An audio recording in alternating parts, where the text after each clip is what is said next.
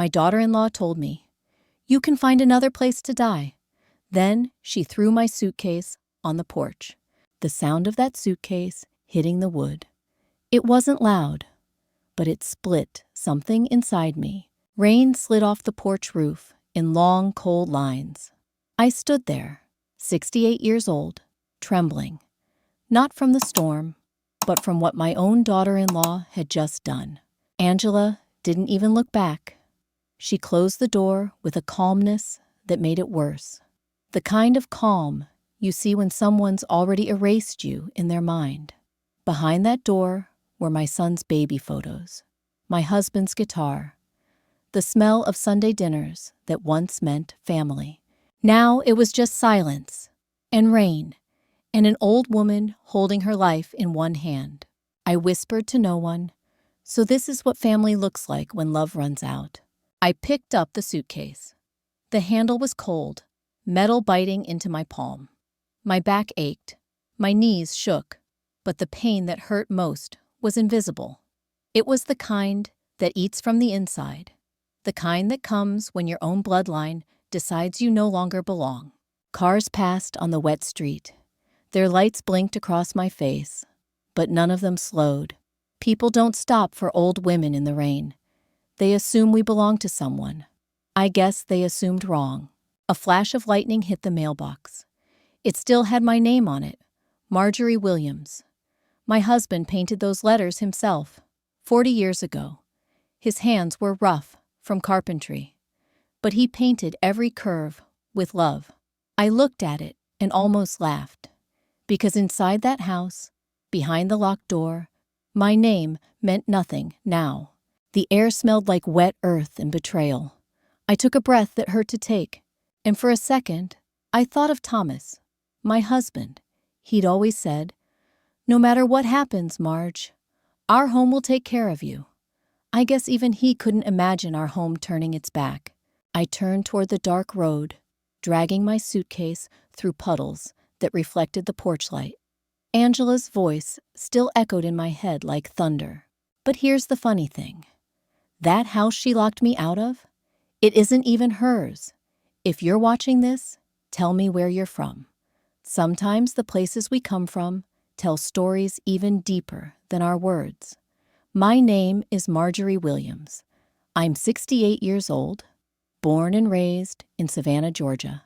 People say I have a soft drawl when I talk, like honey melting slow. I guess that's what happens when you spend your whole life in the South, watching seasons turn and still believing kindness is the one thing that never changes.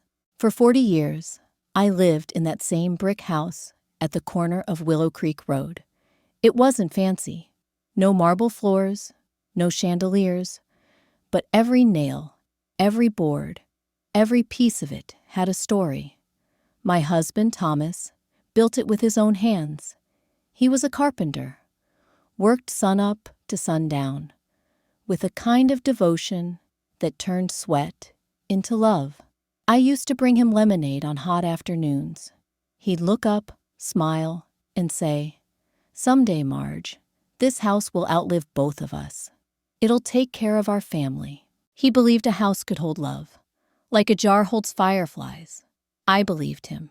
After he passed, 10 years ago, I stayed. I planted marigolds in the yard because he loved the color gold. I cooked for two, even when I ate alone. I thought, if I kept everything the same, maybe time would forget to take more from me. Then my son, Thomas Jr., moved back in. He'd lost his job at the factory after the company shut down. "Just for a while, Mama," he said. And with him came Angela. Angela was different from us. City-born, sharp-dressed, fast-talking. The first time she hugged me, she smelled like perfume that cost more than my entire Sunday groceries. Still, she called me Mom that first year. She'd help me bake pies, ask for my cornbread recipe, bring flowers on Mother's Day. I thought, maybe God gave me a daughter after all. But life has a way of changing quiet things. When Thomas Jr. couldn't find work for months, Something shifted in that house. Bills piled up like dust. The laughter that once filled the kitchen turned thin. Angela started handling the finances, said she was better with numbers. At first, I was relieved. I'd never been good with paperwork, and my eyesight was getting worse. But soon, letters stopped coming in my name. The mailbox still said Marjorie Williams, but the bills said Angela Miller. My son didn't notice. He was tired, ashamed maybe, and I told myself it didn't matter, as long as we were still under one roof. Sometimes love makes you go blind, long before your eyes do. Angela began talking to me, like I was one of the old chairs Thomas had built, useful once, now in the way. Little things at first. You don't need to cook, Mom. I ordered takeout. Or, maybe you should rest upstairs. The guests will stay in the living room. Then came the looks, those silent, sharp looks that say, "You're still here?" I wanted to believe she was just stressed. I wanted to believe families go through seasons too. I still remember one night. It must have been last winter. Angela sat by the fireplace, scrolling on her phone. I walked in with a blanket for her shoulders. She didn't even glance up. I placed the blanket gently on the couch beside her and said, "Thomas used to say, you can't stay warm unless you share the fire." She looked at me, cold as the window behind her, and said, "Not everyone likes old fires, Marjorie. Some of us prefer the new kind." It stung, but I said nothing, because sometimes silence is the only dignity left to an old woman who doesn't want to make things worse. Every night I'd sit by the window in my small upstairs room, looking out at the oak tree Thomas planted. Its roots were deep, its branches wide, and I told myself, if that tree can keep standing through every storm, maybe I can too. That house held my whole life. My first dance with Thomas, my son's first steps, the sound of rain hitting the tin roof, while we whispered about dreams we couldn't afford. It was the only place that still remembered me the way I used to be. But that memory wasn't enough for Angela. She wanted more. Control, ownership, maybe power. And little by little, she got it. I should have seen it sooner. I should have noticed how she stopped saying our home and started saying the house. How she started correcting me when I called it mine. But love is a strange kind of blindness. You keep seeing what you hope is there, even when it's long gone. So I smiled, cooked, and prayed, because that's what women like me do. We hold the line, even when the line's already broken. There was a time when that house was the happiest place I knew. Before the whispers, before the papers, before the silence. Back then, laughter was a daily sound, not a memory. I can still hear it if I close my eyes. Thomas Jr. playing guitar on the porch, Angela humming along out of tune, me inside frying chicken the way my mother taught me.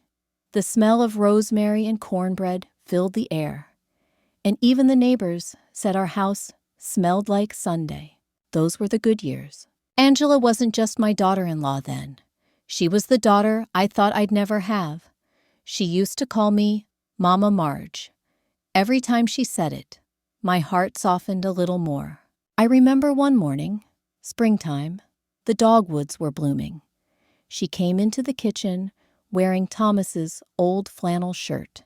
She smiled and said, "Guess I'm borrowing a piece of your boy today." I laughed and handed her a cup of coffee. She took a sip, winced, and said, "Still too strong, Mama Marge, just like you." Then she leaned over and kissed my cheek. And I thought, Lord, you gave me a second chance at family. She was good to me then. Whenever my knees hurt, she'd rub ointment on them. When Thomas Jr. worked late, she'd stay up with me watching those crime shows on TV, guessing who the killer was before the commercial break. And every Sunday morning, she'd help me fix my hat before church. "You look sharp, Mama Marge," she'd say. The ushers won't know what hit 'em. We'd laugh so hard, the mascara would run down her face.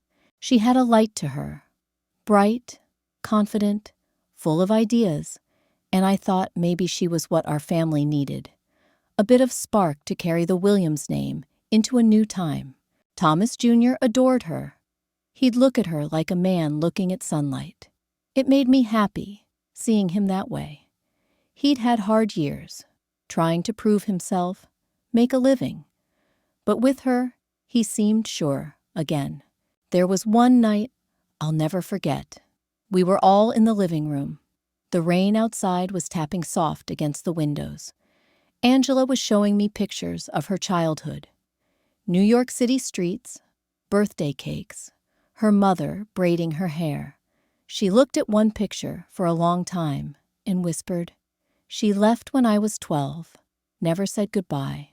I reached over, held her hand, and said, "Then I'll be your goodbye and your hello, honey." She looked up at me with tears in her eyes and said, "I love you, Mama Marge." And I believed her. With all my heart, I believed her. I didn't know it then, but maybe she loved the warmth more than she loved me. The kind of warmth that only homes built with sacrifice can hold. Still, I gave it freely, because that's what mothers do. Every birthday, every Thanksgiving, every Christmas, I decorate early. Thomas used to laugh, say I was racing Santa himself. Angela helped too. She'd hang ornaments, light candles, even play my husband's favorite songs on her phone. It made the house come alive again. Sometimes I'd walk by and see her standing in front of the fireplace, looking at our family photos. She'd smile. But it was a quiet smile, the kind you can't read. Back then, I thought it was nostalgia. Now I know it was calculation. But in those years, I didn't see that. All I saw was family. When Thomas Jr. lost his job, it was Angela who stood tall. She handled the paperwork, called banks, promised things would be fine. I admired her strength. She said, "Mama Marge, I'll take care of everything. You've done enough." And I let her, because I wanted to believe she was the future, that my son had chosen right. I even sold my jewelry, the gold necklace Thomas gave me on our 25th anniversary, to help them keep up with the mortgage. Angela cried when I handed it to her. She said, "I'll pay you back, I swear." I told her, "Sweetheart, the only thing you owe me is a Sunday dinner now and then." She hugged me so tight, I thought my ribs might break. And for a while, I thought love could fix anything. We had a rhythm, the three of us. Mornings were filled with the smell of bacon and gospel music. Afternoons, I'd water the garden while Angela worked on her laptop by the window. Evenings, we'd all sit together, me with my knitting, Thomas Jr. with his book, Angela scrolling through real estate listings, dreaming about what's next. She used to show me pictures of fancy houses and say, "One day, Mama Marge, we'll move somewhere big enough for all of us." And I'd smile, not knowing she meant somewhere big enough without me. One evening, I overheard them talking in the kitchen. Angela said softly, "If we sold the place, we could start over." My son replied, "This is Mom's home. We can't just sell it." She sighed. "You know she'd be fine anywhere.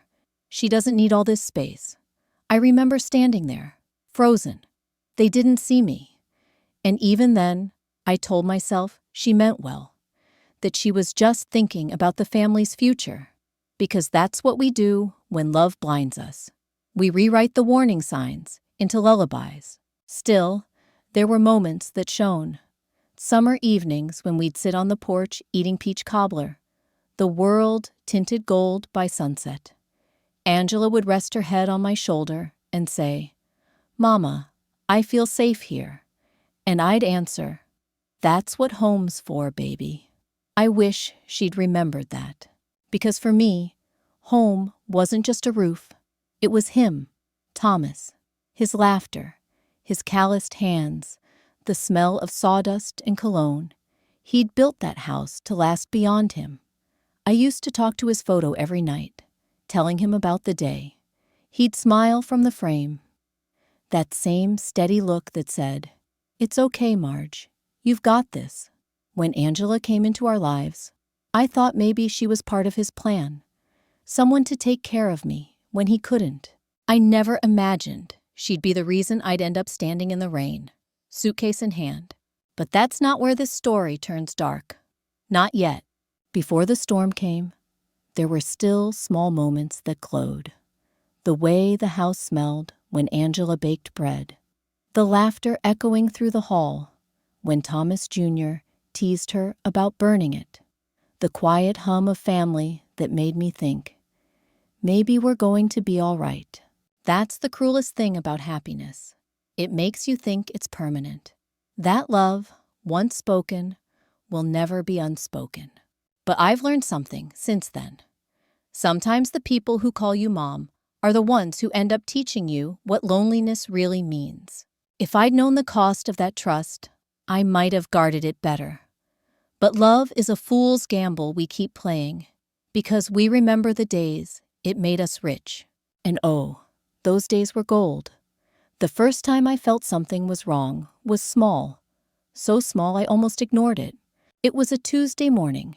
Angela was sitting at the kitchen table with a stack of envelopes. She smiled when I walked in, but slid one of them under another pile a little too quickly.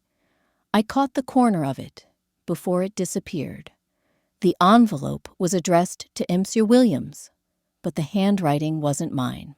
"Just bills," she said, with that easy laugh of hers. Her voice was sweet, but her eyes didn't meet mine. I remember thinking, since when do bills make people smile? That was the first seed of doubt, and like all seeds, it grew. The changes came quiet, like fog rolling in overnight. Suddenly, the mail came later. Phone calls were taken in whispers. When I walked into a room, conversation shifted like birds taking flight. One evening, I went to grab the old family ledger, where Thomas and I had always kept the mortgage papers, the insurance, the will. The drawer was empty. Angela looked up from the couch, her face unreadable. "Oh, I moved everything to a safer place," she said. "Didn't want you tripping over all that old paper."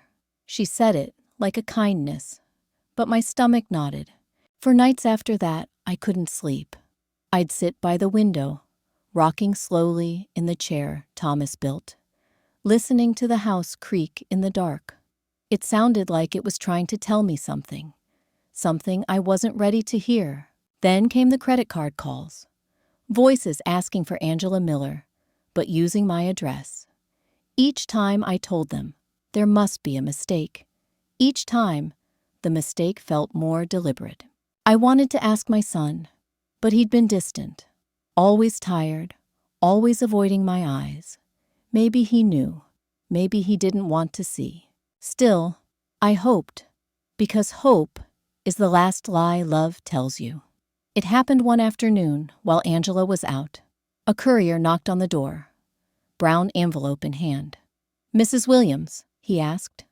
I nodded, signing where he pointed. When I opened it, my hands began to tremble before I'd even read the words. A copy of the property transfer notice. The house, the only thing Thomas left me, was no longer under my name. New owner, Angela Miller. My knees went weak. I gripped the counter to stay upright. The letters swam on the page, my eyesight blurring with tears. I read it again and again, as if the words might rearrange themselves out of pity. They didn't. There was a second page, a signature line. My name, written in my own shaky handwriting. I remembered that day. She'd brought me a paper weeks earlier, said it was just an updated mortgage renewal. I'd signed without my glasses because she'd said, "It's the same as last year, Mama Marge. Just routine." My God, I signed away my own home. I sat there, staring at the paper. feeling the weight of betrayal press against my chest until I could hardly breathe. The walls seemed to close in. Every photo on the wall, Thomas in his work shirt, Thomas Jr. smiling as a boy, looked at me with quiet sadness, as if they'd known this would come. When the front door opened, I flinched. Angela's heels clicked against the floor. "Mail for me?" she asked. I didn't answer. I was still holding the papers. She froze when she saw them in my hands. For a heartbeat, her mask slipped. Then she smiled, too easily. "Oh, you weren't supposed to see that yet." My voice came out smaller than I meant it to. What did you do, Angela?" She poured herself a glass of water, calm as morning. "What I had to. This house was falling apart, and the mortgage was overdue. I refinanced it. It's under my name now. Simple." "Under your name," I whispered. "But it was mine. Thomas built it. It was yours," she cut in, setting down the glass. "And you're welcome, because I saved it. Without me, you'd be living on the street already." I could feel my pulse in my throat. "You tricked me." "No," she said coldly. "I protected us. You should be grateful." Her words sliced deeper than any shout could. She walked closer, folded her arms. "Face it, Marjorie. You can't even see straight anymore. You sign whatever people hand you. You forget things. You're getting old." The way she said it, old, like it was a curse. I wanted to scream, but nothing came out, only silence. That thick, unbearable kind of silence that fills the space between heartbreak and rage. I looked toward the staircase, our staircase. I remembered polishing that banister every Sunday, humming hymns while Thomas whistled from the porch. And now this woman, standing where I once stood, was telling me I didn't belong. My hand shook as I reached for the framed wedding photo on the mantel. Thomas's face smiled back, frozen in time. I whispered to him, so quietly Angela couldn't hear. "I'm sorry, love. I failed our home." Angela scoffed. "Oh, please, don't start with your drama." She grabbed the papers from my hands. "It's done. I'm handling things now." I turned toward the doorway, hoping to see my son, hoping he'd defend me. Stop this. He was there, leaning against the wall, eyes down, silent. That silence was worse than her cruelty, because silence from someone you love is a betrayal dressed as mercy. I stepped closer. "Tommy, do you know about this?" He didn't look up. "It's better this way, Mama. Angela's just trying to help." "Help?" My voice cracked. "By taking your father's house?" He sighed, rubbing his forehead. "Please, don't make it harder than it already is." I felt something inside me break then, softly, like glass underfoot. There's a sound grief makes when it realizes no one's listening. Angela folded the papers neatly, slid them into a folder, and said, "From now on, this is my home. You're welcome to stay as long as you follow the rules." "Rules?" "Yes," she said.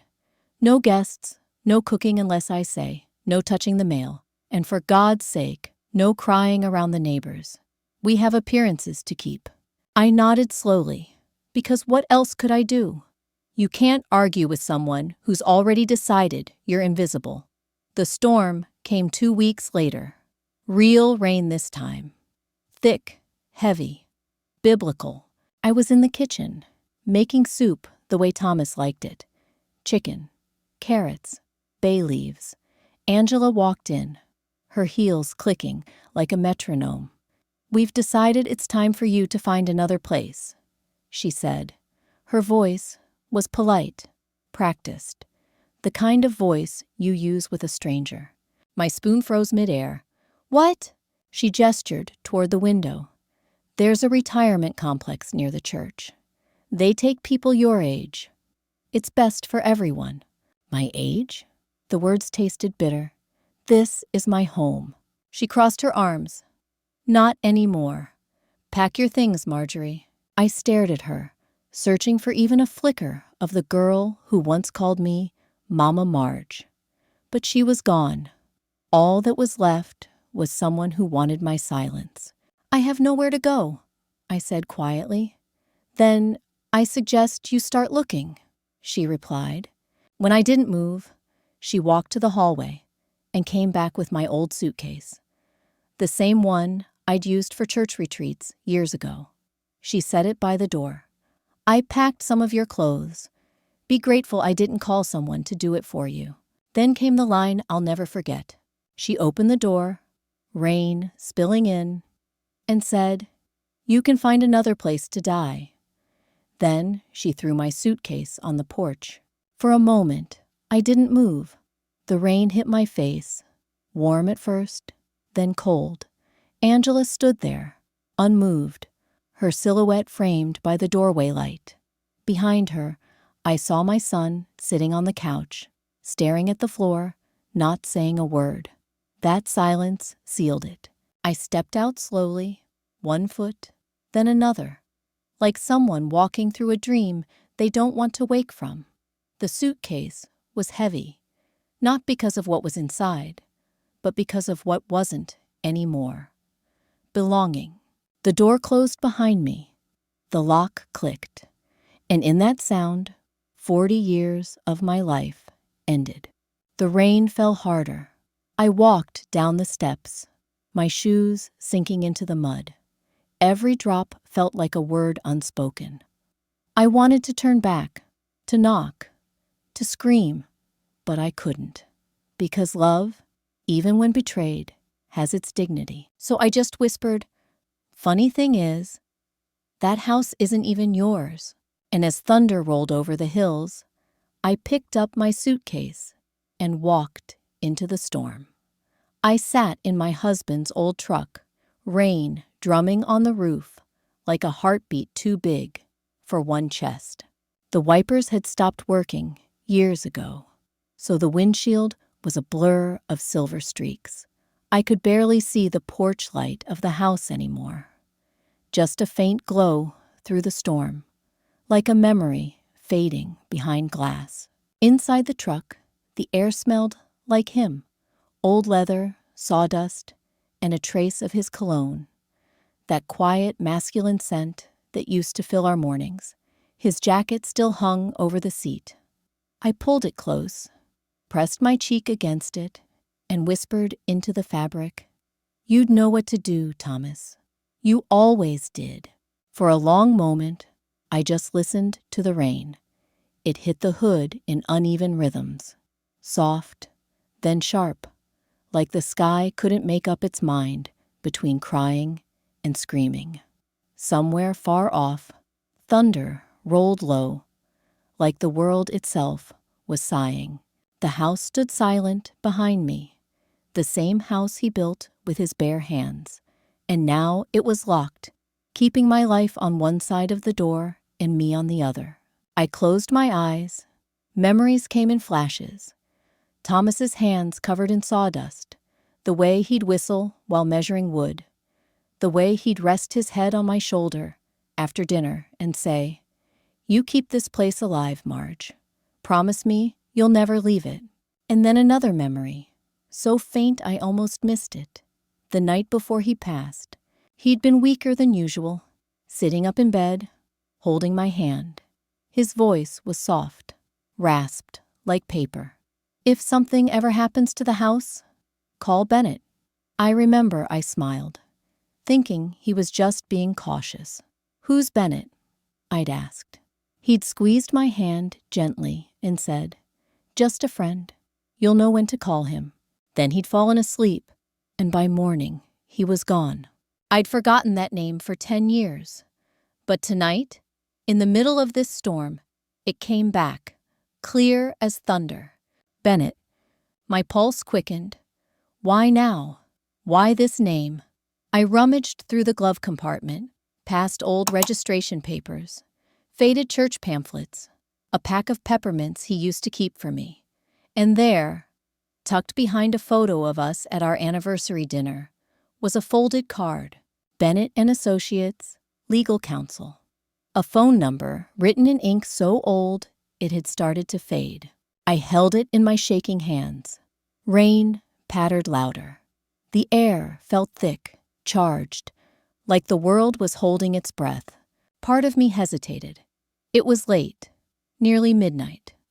What kind of woman calls a lawyer in the middle of a storm with no plan, no proof, nothing but heartbreak? But another part of me, the part Thomas built strong, knew I had nothing left to lose. I wiped the fog off the window, grabbed my old flip phone, and dialed the number scrawled on the card. 1 ring, 2, 3. I almost hung up until a calm, steady voice came through the static. "Marjorie," he said, "I've been waiting for your call." The sound of his voice cut through the rain like light through water. For the first time that night, I felt something I hadn't felt in years. Not joy, not relief, but possibility. I swallowed hard. "Mr. Bennett, Thomas told me to call you. He said, if something ever happened to the house." The line was quiet for a moment. Then, the man on the other end said, "I know, and it's time, Marjorie. It's time to make things right." My breath caught. "What do you mean?" He replied softly, almost like a prayer. "There are papers your husband left behind, sealed ones. I've kept them safe all these years. I was told to wait until the house changed hands." "The house changed hands," I whispered. "Yes," he said, "and that means it's your turn now." Outside, the rain began to slow, just a little. The thunder drifted farther away, like even the storm was listening. I leaned back in the seat, clutching Thomas's jacket. For the first time since he died, I felt him there, not in memory, but in motion, like he'd left something unfinished, and tonight it had found me. I didn't know what Bennett meant, or what papers he had. All I knew was that somewhere between the raindrops and the heartbeat of this truck, a door had opened again, and maybe, just maybe, this story wasn't over yet. Morning came slow, like the sky was afraid to start over. The storm had passed, but the streets still glistened, tiny rivers running through the cracks of yesterday. I sat in the truck, my hands wrapped around a cup of cold coffee I'd bought from a gas station hours earlier. The world outside was quiet, in that strange way it gets after heartbreak. Too calm, too clear. Then, through the curtain of mist, a dark sedan pulled into the driveway. It stopped right where Thomas used to park. The door opened, and a tall man stepped out. Gray suit, silver hair, black briefcase. He didn't rush. He didn't even open an umbrella. He just walked toward me with the patience of someone who already knew how the story ended. When he reached the truck, he leaned down, looked at me through the window, and said in a low, steady tone, "Mrs. Williams, I'm Bennett." I nodded, voice catching. "You came." He smiled faintly. "Your husband made sure I would." Inside the truck, he brushed the raindrops from his briefcase before setting it on his lap. He opened it carefully, like it was sacred. 2 envelopes inside, one yellowed with time, one sealed with a fresh red stamp. "Thomas prepared this for you," he said, sliding them toward me. 10 years ago, he told me to hold on to them until your name disappeared from the title." I froze. "My name disappeared," I whispered. He nodded slowly. "Then it's time." He didn't say much after that, just handed me a pair of reading glasses from his coat pocket. "My husband's. I believe these belong to you," he murmured. The simple act, his hands offering what I'd lost, felt heavier than any courtroom speech. I opened the first envelope. Inside was the original deed, written in Thomas's handwriting. Still intact, still bearing both our names, And in the second envelope, a letter, folded twice, with my name written on top in his strong, deliberate cursive. I hesitated before unfolding it. The paper crackled softly, fragile with years. Thomas's handwriting danced across the page, steady, patient, like he was still speaking to me through ink and silence. My Marge, if you're reading this, it means the world took something from you it had no right to. Don't be afraid. The house is protected. If anyone removes your name from it, by trick or by paper, the ownership reverts to you, automatically. Bennett knows what to do. Trust him. And if they ever forget whose hands built that home, remind them, without raising your voice. Love, Thomas. I pressed the letter to my chest. It felt warm, even through the chill of the rain. Bennett waited, silent. He didn't interrupt the moment. When I finally looked up, tears in my eyes, he said quietly, "Your husband was a careful man. He wanted to make sure no one could ever take away what he built for you." I nodded, barely able to speak. He knew. Bennett gave a soft hum, then reached for his phone. He scrolled through his contacts, thumb hovering for a second. Then, with the calm precision of a man watering a plant, he pressed call. "Bennett and Associates," a voice answered. "Activate the Williams file," he said simply. "Yes, sir," came the reply. He hung up, folded his phone, and said to me, "It will take a few hours, but by sundown, the county will correct the record.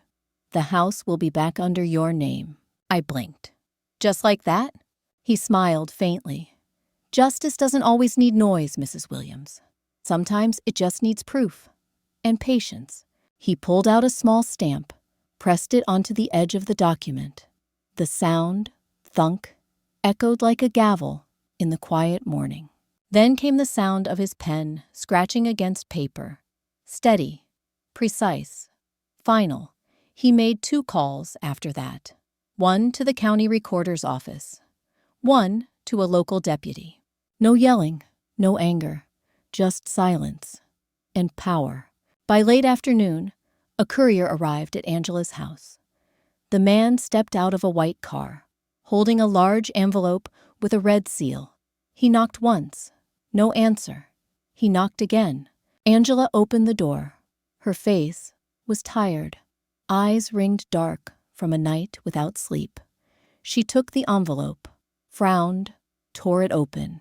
Inside, a single notice: property reversion due to fraudulent transfer. Effective immediately. Her hand trembled. She looked up and saw me standing at the gate. We stared at each other through the rain-specked air. She tried to speak. I didn't. I just watched her realize. Her lips parted. "Marjorie, what is this?" I said nothing. I didn't need to. Bennett stood a few feet away, quiet as the oak tree beside the driveway. He tipped his hat slightly, then turned to leave, saying only, "The law has spoken. The rest is up to conscience." Angela's eyes darted over the paper, desperate for loopholes that didn't exist. Her breathing quickened. She looked past me toward the street, as if hoping my son would appear. He didn't. The silence between us was thicker than any argument could have been. I stepped closer, just enough for her to hear my voice over the wind. "Do you remember what you said that night?"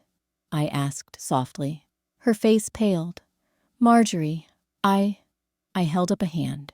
"No, don't explain. Just remember." She swallowed hard. Tears welled, but didn't fall. For the first time, I saw something human in her. Regret, maybe, or fear of the mirror. Justice was holding up. Bennett's car door shut behind me with a dull click. The courier left. It was just the 2 of us now. Me and the woman who once called me Mama Marge. I looked at her one last time, and in the calmest voice I had left, I said, "This house was never built on paper, Angela. It was built on love, and love doesn't sign itself away. Her chin trembled. The wind picked up, scattering the papers across the wet porch. One page landed at her feet, Thomas's letterhead still visible through the rain. She knelt to grab it, but I'd already turned away. Evening settled in gold. The clouds broke open, and sunlight poured through the trees, spilling across the yard. The kind of light that doesn't just touch things, it forgives them. I walked up the steps slowly. Every creak of the wood sounded like a heartbeat coming back to life. The key in my hand, Thomas's old brass key, glimmered in the light. It slid into the lock with a soft click, like it had been waiting for me. I opened the door. Inside, the house smelled the same. Old wood, cinnamon, and thyme. The air was still warm from the afternoon sun. Dust floated like gold flecks in the beam of light spilling through the window. It felt like walking back into a memory that had decided to wait for me. I stepped inside. The floor beneath me seemed to sigh in relief. Thomas's photo still hung on the wall. I touched the frame gently. "Thank you," I whispered. "I didn't think I could do this alone." Outside, I heard Bennett's car engine start, then fade down the road. He hadn't said goodbye. He didn't need to. His work was done. For a moment, I just stood there in the center of the living room, listening to the echoes of everything this house had witnessed. Laughter, betrayal, forgiveness, all of it. And somehow, it was still standing, just like me. I turned toward the window, sunlight brushing my face, and whispered, "I never wanted revenge. I just wanted my peace back." The wind carried the words through the open door, and for the first time in years, the house felt like home again. If that moment touched you, just tap one end in the comments and hit, like so more people can feel this kind of protection too. The house was quiet again. Too quiet. No footsteps, no voices, just the hum of the refrigerator and the tick of the clock Thomas had fixed years ago. I sat by the window with a cup of tea, watching the sunlight move across the floor. It felt strange. To win without fighting. Justice had returned, yes, but peace was slower. That's when I heard a knock at the door. Soft, measured. Not the kind that demands entry, but the kind that waits to be welcomed. When I opened it, a man stood there. Late 50s maybe. Calm eyes, a face that looked like it had listened more than it had spoken. He wore no suit, just a gray coat and a faint smile. "Mrs. Williams?" "Yes." "I'm Orion Sage. Bennett asked me to check in on you." Something in his tone disarmed me. He didn't sound like a lawyer or a priest. He sounded human. He looked around the living room, taking in the quiet. "This place feels alive again," he said softly. "Maybe it's breathing for the first time in a while." I nodded. It was almost taken from me. He smiled, gentle. "Sometimes things aren't taken, Marjorie. They're returned in a different form, so we can see what we still value." I didn't answer right away. I was tired of lessons. But his calmness didn't feel like teaching. It felt like remembering. "Do you believe people get what they deserve?" I asked. He took a slow breath. "Not always when we want them to, but always when we're ready to understand why it happened." We sat across from each other at the kitchen table. He folded his hands, eyes resting on the teacup between us. "Your son, your daughter-in-law, they were mirrors, not enemies," he said. "They showed you where your giving had no boundary." I frowned. "I helped them because they were family." "Yes, but even kindness has roots, Marjorie. When it grows without direction, it strangles the garden." His words settled like dust in the sunlight. He continued, voice low, deliberate. "You didn't lose your home because you were punished. You lost it so you could remember who built it and why. I felt something loosen inside me. All these weeks, I'd been thinking of myself as a victim. But maybe I'd forgotten I still had choices. Even silence is a choice. Even pain plants something. What about her? I asked quietly. Angela? He looked toward the window. Her story isn't over. The same rain that washed you clean will someday reach her too. He stood, walking toward the photo of Thomas on the wall. Your husband built this house with his hands, he said. But he built your safety with his foresight. That's what real love does. It protects without controlling. I stared at Thomas's picture, feeling both grief and gratitude rise together. He knew I'd be tested, I said. Orion nodded. Love doesn't promise we won't face betrayal, Marjorie. It promises that when betrayal comes, we'll know who we are without it. His words hit deeper than comfort. They clarified. He turned back to me. What you lived through wasn't a punishment. It was a mirror, showing you how strong, quiet faith can be. Not faith in heaven, faith in design. Every act, every word, every silence draws the next moment closer. I whispered, Then what should I do with the anger? Use it, he said simply. Not to burn someone, to warm the room you'll live in next. We walked outside. The evening air smelled like rain and new beginnings. The yard was still damp, sunlight caught in the puddles. Orion picked up a small branch that had fallen during the storm. He broke it gently, showing the green core inside. See that? Even broken things have life underneath. That's you. I laughed softly. The first real laugh in months. I don't feel very alive yet. You will. Because life doesn't come back with noise.